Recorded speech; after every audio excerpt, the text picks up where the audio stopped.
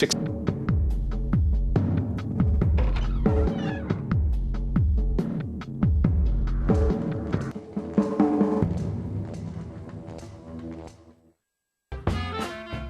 Hotel was built in 1923 by a group of local prominent businessmen who really wanted to compete with Atlantic City. Atlantic City had the grand hotels. There was nowhere south of that, and they really wanted to bring Ocean City into the limelight. All of the wealthy people from Philadelphia and New York, this is where they came. So it was really a fabulous place to stay. The second floor was the main dining room and also the main lobby area. It was called Le Grand Lobby, and that was where all of the patrons of the hotel stayed. It was all very formal, very elegant.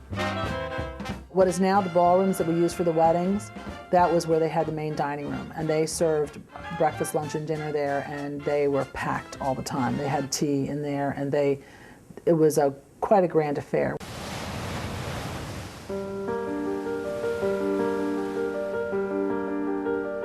People see the hotel from the outside, they know it's been here a long time, and they don't realize how beautiful the accommodations are and how much we offer everything that is modern in a beautiful old luxury setting.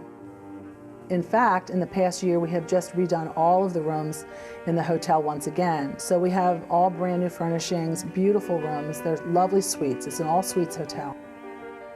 We have penthouses that are beyond anything that's available anywhere in Ocean City or anywhere near here. She really is the last grande dame in Ocean City.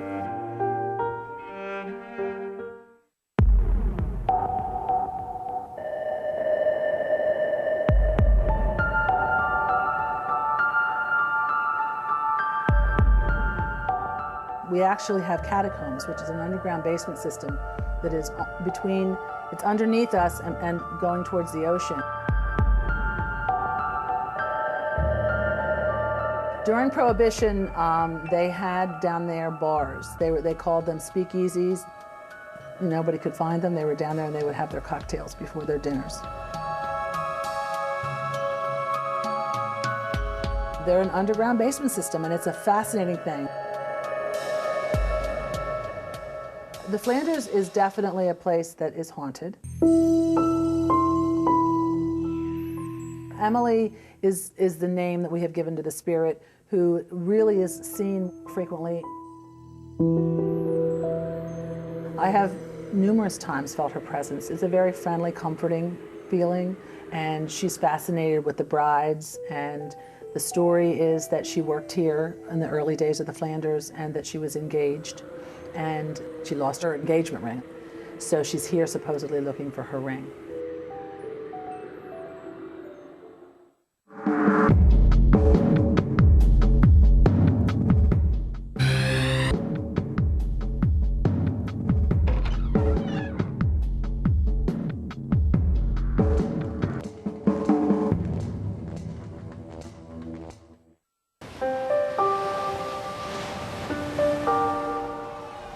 At the edge of the sea in Ocean City, New Jersey, sits the Flanders Hotel, a restored landmark that hosts scores of visitors and one permanent resident.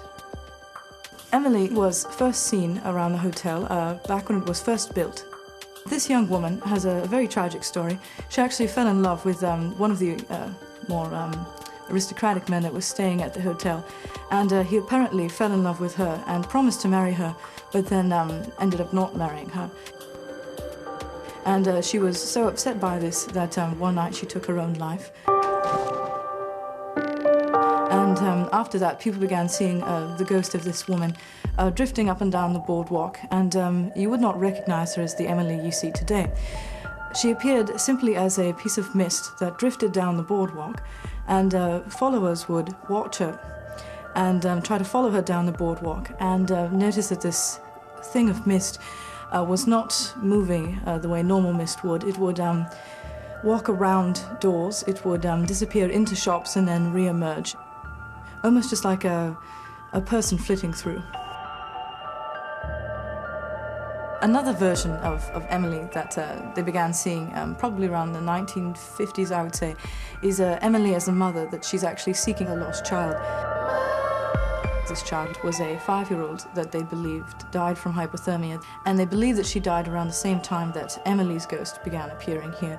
And they think that perhaps Emily is actually the mother of this child. There's a lot of stories of young children who see Emily. Emily often wanders through the hallways of the Flanders singing or humming. She plays a piano that's on the 2nd story, where there is also a mural of her. That a lot of young children will come upon this mural. They'll look up at this woman and they'll recognize her as someone who's talked to them before.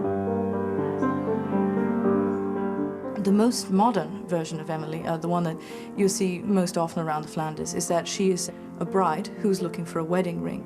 And that's why when you see her nowadays, she's usually wearing a long white gown and has long hair down to her waist and is always looking for something, usually considered a wedding ring.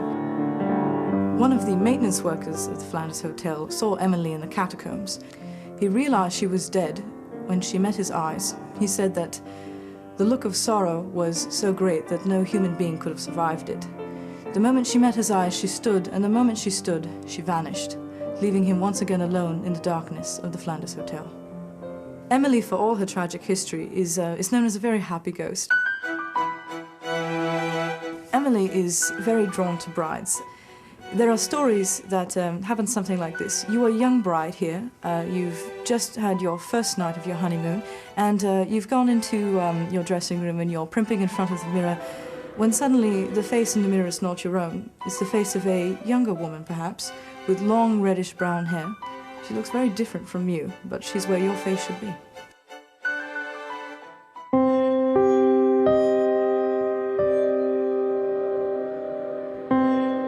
People often see Emily haunting the 2nd story of the hotel, particularly near 2 murals that are located there. One of them which is a picture of Emily.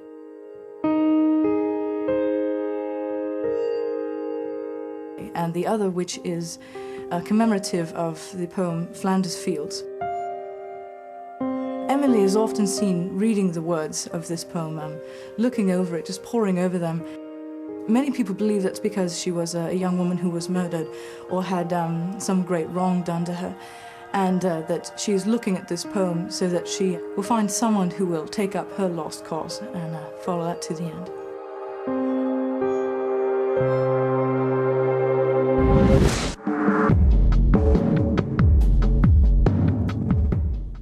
Get somebody out here. Is he in your yard, sir? Paranormal TV wants your story. If you or anyone you know has had a paranormal experience, make contact at paranormaltv.tv. Your encounter could appear on Paranormal TV.